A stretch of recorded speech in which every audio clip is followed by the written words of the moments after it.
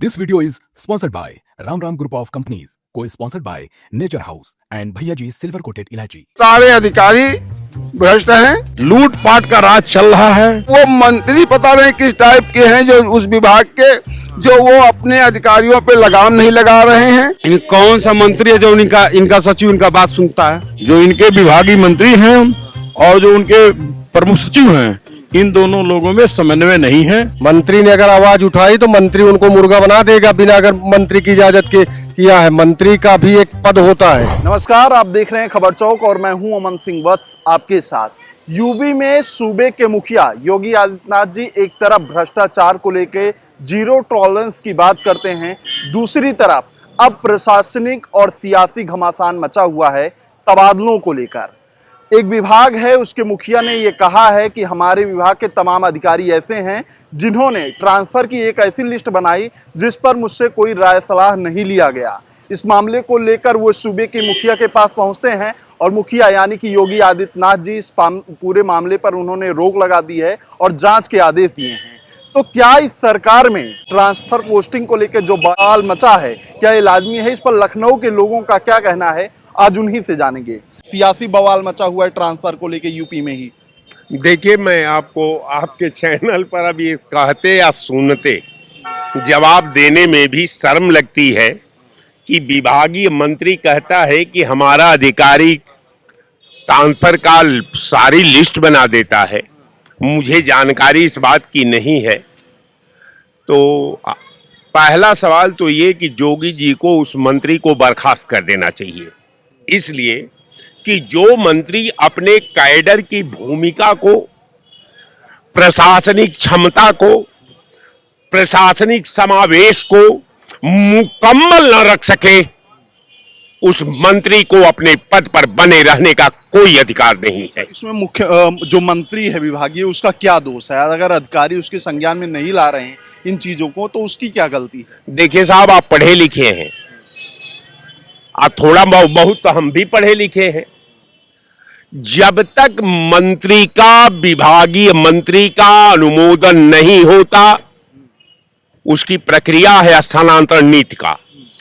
स्थानांतरण नीति का पैरा नंबर 3 उठा करके पढ़ेंगे तो उसमें स्पष्ट लिखा है कि उसमें संवैधानिक विधा को मूर्त रूप देने से पहले अमुक अमुक बिंदु को उसमें समायोजन करना पड़ेगा। उसमें 5वें तल को समायोजन करना पड़ेगा, मुख्यमंत्री कार्यालय को, उसमें चीफ सेक्रेटरी को इन्वॉल्व करना पड़ेगा, उस विभाग के आईएएस जो प्रमुख सचिव है उसको करना पड़ेगा, यही तो नहीं हुआ ना, को करना पड़ा। यही तो नहीं हुआ है ना। मंत्री जी तो यही कह रहे हैं ना कि जो होना चाहिए वही तो नहीं हुआ है। तो कोई आईएएस की औकात नहीं है कि बगैर मंत्री का सिग्नेचर का, अब सिस्टम बदल चुका है कि बगैर मंत्री के सिग्नेचर का वो फाइल 5वें तल में नहीं जा सकती। और जब तक 5वें तल में नहीं जाएगी, जब तक मुख्यमंत्री कार्यालय में नहीं जाएगी, वो स्थानांतरण नीति हो ही नहीं सकती। तो आपको कहाँ लगता है घोलमोल ये कहाँ हो रहा है? अगर मंत्री जी कह रहे हैं कि मेरे पास ऐसे मामले नहीं आए हैं, लिस्ट की कोई जानकारी मुझे नहीं हुई है, तो कहाँ आपको लगता है कहाँ गोलमोल? तो हो सकता है कि वो लिस्ट बनी ही ना हो, ये भी तो बात हो सकती है। जब मंत्री को जानकारी नहीं, उस विभाग के आईएएस को जानकारी नहीं, उस विभाग के निदेशक को जानकारी नहीं, तो हो सकता है कि लिस्टें ना हो। कोई नेताजी को बता दिया है क्या स्थानांतरण हो गया है, अब वो जो है एक बवाल का कारण बन गया हो। अच्छा दादा, ये बताइए कि हमारे प्रदेश के इतने ईमानदार मुख्यमंत्री हैं, क्या आपको लगता है कि उनके राज्य में ऐसे ट्रांसफर पोस्टिंग को लेकर गोलमोल किया जा सकता है? मैं बता रहा हूँ, कहाँ से बताऊं? भदोही से बताऊं कि बनारस से बताऊं कि चंदौली से बताऊं? लखनऊ वाला बताइए, अभी जो चल रहा है। हाँ, अभी हमको जो खबर मिली है वो ये मिली है कि दो जगह जीरो टैलेंट कर दिया, एक राजस्व परिषद और एक नकली डॉक्टर। एमबीबीएस नहीं, एमबीबीएस। कहाँ मिली जानकारी? हाँ, ये जानकारी अंदर से ही मिली। इसमें आपको बता दूं, भदोही जिले में औराई में एक लाला नगर जहां डॉक्टर ने औरैया का औराई भदोही जिले में एक ब्लॉक है औराई ब्लॉक में एक हॉस्पिटल है, वो लाला नगर में है, टोल टैक्स के पास। उसका डॉक्टर वहां की जमीन ही बेच करके दूसरे व्यक्ति को दे दिया और 7 साल से वो डॉक्टर वहां पड़ा हुआ है। उसके लिए मैं बहुत प्रयास किया तो सीएमओ के माध्यम से मैंने ट्रांसफर की लिस्ट मांगी गई थी तो वो भिजवाया था। कौन बोल रहे हैं आप? बाबा कहती हैं हमारे राज में ऐसा भ्रष्टाचार हो ही नहीं। कौन बाबा? योगी बाबा। कौन बाबा? बाबा कौन है? कोई नहीं है। बाबा तो उसी दिन खत्म हो गए जिस दिन जिस दिन उत्तर प्रदेश के मुख्यमंत्री बन गए। तो ये तो बाबा है नहीं, ये उत्तर प्रदेश की सरकार चला रहे हैं। योगी जी कह रहे हैं कि हमारे राज्य में भ्रष्टाचार नहीं हो सकता। भ्रष्टाचार अरे बुरा जो देखन मैं चला, बुरा न मिलिया कोई, जो दिल ढूंढो आपनो, अपने से बुरा न कोई। योगी से बड़ा कौन बुरा हो सकता है? कौन बुरा हो सकता है इस देश में? वाकई में हम भी पेपर में पढ़ रहे हैं और ये जो अधिकारी आईएएस टाइप के, निरंकुश टाइप के हो चुके हैं, जो सरकार को बदनाम करने का काम कर रहे हैं और सरकार को बगैर संज्ञान में लाए हुए वो अपनी अलग ही ट्रांसफर पोस्टिंग की वो चला रखे हैं। आपको कौन लगता है कौन से ऐसे अधिकारी हैं कि इतने ईमानदार मुख्यमंत्री, इतने सख्त मुख्यमंत्री की बात नहीं सुन रहे हैं? हमको अब तो यही लगता है, हमारे पार्टी का एक वफादार सिपाही होने के नाते जिस तरह की खबरें आ रही हैं आपके चैनल से, उससे इनमें सारे अधिकारी भ्रष्ट हैं। कोई अधिकारी हमको अब तो सही नजर आता नहीं किसी विभाग। सरकार में सभी अधिकारी अब इस तरह से जब इस तरह की घटनाएं सामने आ रही हैं और वो मंत्री पता नहीं किस टाइप के हैं जो उस विभाग के, जो वो अपने अधिकारियों पे लगाम नहीं लगा रहे हैं, जो ये बातें निकल करके मीडिया में आ जा रही हैं, जनता में आ जा रही हैं, इस पे बहुत सख्त कदम उठाना पड़ेगा और बहुत ही कठोर कदम, और बर्खास्त करने के साथ साथ उन अधिकारियों की संपत्ति को भी जब्त करना पड़ेगा। तब जाकर के ये जो भ्रष्टाचार का जो महान विशाल वो खड़ा हुआ है पेड़ बरगद का जैसा, वो तभी खत्म होगा। ऐसे नहीं खत्म होगा कि अब तो यही लग रहा है जब ऐसे सख्त मुख्यमंत्री को धोखा दिया जा सकता है, ऐसे सख्त सरकार को धोखा दिया, अधिकारी धोखा दे रहे हैं, तो इन अधिकारियों के सहारे अब ये भी भाजपा के नेता हैं, कह रहे हैं अधिकारी निरंकुश हो गए हैं। कौन से अधिकारी हैं कि ईमानदार मुख्यमंत्री, सख्त मुख्यमंत्री की बात नहीं सुन रहे हैं? ऐसा ही बताइए, मुख्यमंत्री जी कहाँ बैठते हैं? लखनऊ में बैठते हैं ना। इनके मंत्री हैं, इनके आईएएस अफसर हैं, मुख्यमंत्री सचिवालय है, प्रमुख सचिव मुख्यमंत्री है, विशेष सचिव मुख्यमंत्री हैं। उन्हीं के बगैर कोई फाइल ट्रांसफर हो ही नहीं सकती है। कमरा झांकने थोड़ी जाएंगे मुख्यमंत्री के। इनका समन्वय नहीं है। जो इनके विभागीय मंत्री हैं और जो उनके प्रमुख सचिव हैं, इन दोनों लोगों में समन्वय नहीं है। लूटपाट का राज चल रहा है। कौन कितना लूट रहा है? मुख्यमंत्री कौन सी लूट कर रहे हैं? मुख्यमंत्री के सर पर ही लूट हो सकता है ना। अगर मुख्यमंत्री चाह लेगा तो कोई परिंदा पर नहीं मार सकता है।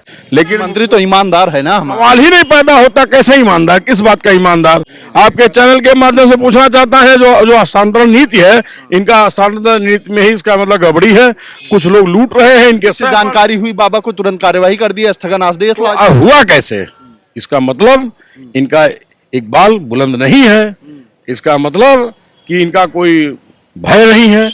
ये खाली कुछ चंद लोगों के खिलाफ कार्रवाई करके वाही लूटना चाहते हैं और इनकी हस्तांतरण नीति ही गलत है और लूटपाट जारी है योगी आदित्यनाथ जी की, जो पिछली सरकार पे बार बार सवाल उठाते हैं। अगर पिछली सरकारें गलत थी तो जनता ने आपको जनादेश दिया दोबारा, तो आपके यहाँ ऐसी गड़बड़ी क्यों हो रही है? इसका मतलब गड़बड़ी करने वाले लोगों को आप सह दे रहे हैं, या कुछ ही आईएएस अफसर हैं सुने हैं कि कुछ लोग ही सरकार चला रहे हैं, बाकी किसी से कोई मतलब नहीं है। क्या कहना चाहेंगे? कह रहे हैं कि बाबा सर पे ही ये सारा काम हो रहा है, जबकि ईमानदार मुख्यमंत्री हमारे प्रदेश के। समाजवादी पार्टी के कार्यकर्ता हैं क्या जो बोल रहे थे? पता नहीं, हो सकते हैं, लेकिन झूठ थोड़ी बोलेंगे, इतने दावे के साथ कह रहे हैं। भाई आप ये बताइए, इतनी बढ़िया सरकार पूरे देश में प्रदेश में चल रही है, और कोई आम पब्लिक ये नहीं कह रही है कि सरकार गड़बड़ है, और सपा और कांग्रेस वाले अगर कह रहे हैं कि आपके मंत्री ही कह रहे हैं कि भ्रष्टाचार हो रहा है, हमारे अधिकारी हमारी बात नहीं सुन रहे हैं। अगर मंत्री, कौन मंत्री थे वो स्टाम्प वाले मंत्री जिनके विभाग में उनके बिना आदे जानकारी के ट्रांसफर हो गया। ट्रांसफर हो गया होगा तो बगैर मंत्री के वो निरस्त हो जाएगा, उसमें क्या वो समाजवादी पार्टी के अधिकारी रहे होंगे? सवाल तो उठता है ना कि काहे नहीं जानकारी में है मंत्री जी के। वो मंत्री अगर एक्शन लिया है तो मंत्री उनको ठीक भी कर देगा, भी आप जान लीजिए। ये सब नहीं चलेगा। मंत्री ने अगर आवाज उठाई तो मंत्री उनको मुर्गा बना देगा, बिना अगर मंत्री की इजाजत के किया है। मंत्री का भी एक पद होता है, मंत्री के कलम में एक पावर होती है। अगर अधिकारी निरंकुश होंगे, वो सपा कांग्रेस के अधिकारी होंगे, उनकी आदत खराब होगी, अगर इस तरह किए होंगे तो निश्चित रूप से उनको नपना है। उनका समझो कि वो दलित उनके सर पे मंडरा गया, बचेंगे नहीं हो। ये भारतीय जनता पार्टी की सरकार है, आदित्यनाथ योगी महाराज की सरकार है। यहाँ गुस्ताखी करने वाले की खैर नहीं। अच्छा, क्या लगता है आपको कि बाबा की सरकार में इतना सख्त होने के बाद भी काहे अधिकारी निरंकुश हो जा रहे हैं? आप ये बताइए, जो आदमी गलती कर रहा है उसको पनिशमेंट मिल रहा ना? कोई बदमाशी कर रहा, सुधर तब भी नहीं रहा है। सुधरेंगे नहीं तो जन्नत जाएंगे, इनका जनाजा निकलेगा। मिशन चल रहा ना, ये सब सुधरेंगे धीरे धीरे, सब ये पृथ्वी छोड़ देंगे, वो इंतजाम चल रहा।